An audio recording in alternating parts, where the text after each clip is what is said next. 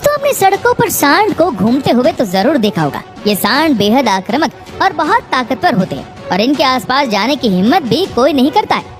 और देखा जाए तो सांड को कंट्रोल करना किसी के भी बस की बात नहीं होती है, क्योंकि ये बेहद ताकतवर और गुस्सैल होते हैं। और आपने बैल को भी जरूर देखा होगा, जो बेहद शांत रहते हैं और इन्हें इंसान आसानी से कंट्रोल कर लेता है।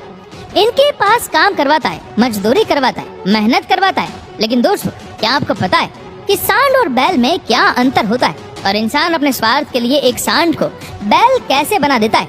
ऐसा वो कैसे करता है? ये जानकर आपकी आंखें फटे की फटे रह जाएगी। बस आप इस वीडियो को अंत तक पूरा देखिए। दोस्तों, हमारे समाज में कड़ी मेहनत के प्रतीक के तौर पर बैल का उदाहरण दिया जाता है और वहीं जब बात आती है गुस्से की तो सांड की बात की जाती है। सांड और बैल गाय के नर बच्चे यानी कि बछड़े होते, लेकिन हमारे समाज में इन दोनों की भूमिका अलग अलग होती है। दोस्तों, देखा जाए तो इस दुनिया में हर जीव के दो रूप यानी कि नर और मादा होते हैं और ऐसे में जब गाय का नर बच्चा यानी कि बछड़ा जब बड़ा होता है तो वह जानवर पालने वालों के लिए किसी भी काम का नहीं रह जाता है। पहले के जमाने में किसान इन बछड़े को खेत हलने के लिए इस्तेमाल करते थे, लेकिन एक समस्या ये होती थी कि किसानों को इन बछड़े को काबू करने में काफी मुश्किल होती थी। और फिर उन्होंने एक तरकीब निकाली, यानी कि इंसानों ने बछड़ों की जवानी को कुचलने का फैसला किया, क्योंकि इससे बछड़े की आक्रामकता खत्म हो जाती है और इसे कैस्ट्रेशन यानी बधियाकरण कहा जाता है। और इस प्रोसेस के दौरान 2.5-3 साल के बछड़े के प्राइवेट पार्ट को दबाकर उसे खत्म कर दिया जाता है। हालांकि आज के जमाने में ये काम मशीनों के द्वारा किया जाता है, जबकि पहले के दौर में बकायदा इन्हें कुचला जाता था और इस प्रोसेस में बछड़े को बेहद दर्द होता था और कई बार तो इस दौरान बछड़े की मौत भी हो जाया करती थी।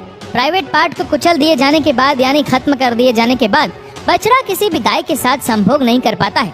हालांकि अभी इस नए जमाने में बधियाकरण की इस प्रोसेस को बरीड जो कास्ट्रेटर से अंजाम दिया जाता है।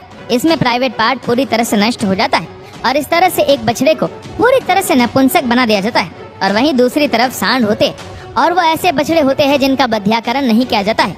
और बधियाकरण ना होने की वजह से बछड़ा जब बड़ा होता है तो वो ताकत से भरपूर होता है। ये काफी गुस्सैल और काफी आक्रामक होते हैं और यही वजह है कि आक्रामकता और ताकत के प्रतीक के रूप में सांड का उदाहरण दिया जाता है।